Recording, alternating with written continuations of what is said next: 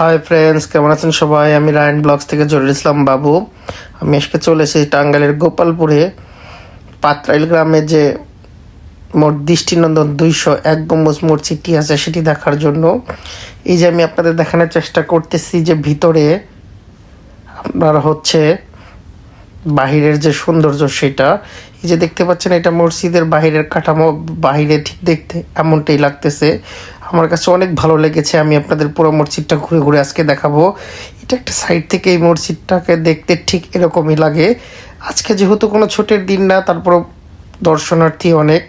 আমি এখন আপনাদের অজুখানার দিকে নিয়ে যাচ্ছি। যে আমার হাতের ডান দিকে যে সাইডটা দেখতে পাচ্ছেন, এটাই মসজিদের দৃষ্টিনন্দন অজুখানা। আর আমার হাতের বাম সাইডে যে দিকটা, এটা হচ্ছে মহিলাদের জন্য নিচে নামাজের ব্যবস্থা করা আছে। এখন আমি আপনাদের নিয়ে যাচ্ছি হচ্ছে মসজিদের মূল যে ভেতরে যেখানে নামাজ আদায় করা হয়, এবং প্রথম ফ্লোর যেটা বলি, যেখানে ইমাম সাহেব নামাজ আদায় করেন, সেই জায়গাটায় আমি আপনাদের নিয়ে যাচ্ছি। এই যে দেখতে পাচ্ছেন, আমি আস্তে আস্তে আপনাদেরকে মিম্বারের দিকে নিয়ে যাচ্ছি। মিম্বারটা যে কত সুন্দর দেখেন, আমি আপনাদের দেখানোর চেষ্টা করতেছি। 13ই জুলাই 2020 প্রত্যেকটা জায়গায় এই দৃষ্টিনন্দন মসজিদ, এই যে টাইলসগুলো দেখেছি, আমি এর আগে বাংলাদেশের কোথাও এই ধরনের টাইলস দেখিনি।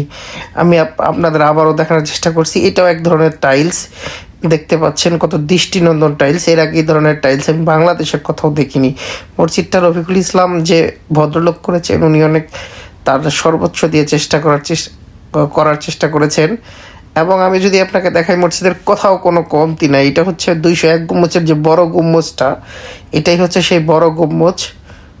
এই গম্বুজটার পাশাপাশি এটা হচ্ছে মসজিদের সাইডের যে বাউন্ডারি সেটা, এটা হচ্ছে পুরো মসজিদের যে কাঠামো সেটা আমি দেখানোর চেষ্টা করতেছি। আমি নিয়ে যাওয়ার চেষ্টা করব উপরে, সেখান থেকে আমি প্রত্যেকটা হচ্ছে গম্বুজ আপনাদের দেখানোর। এই যে আমি চলে যাওয়ার চেষ্টা করছি উপরে।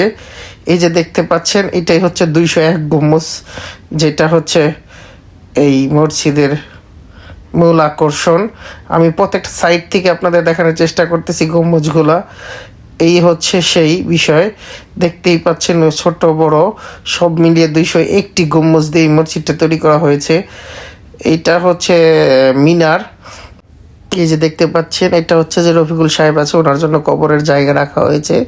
উনি মৃত্যুবরণ করলে এখানে ওনাকে কবর দেওয়া হবে।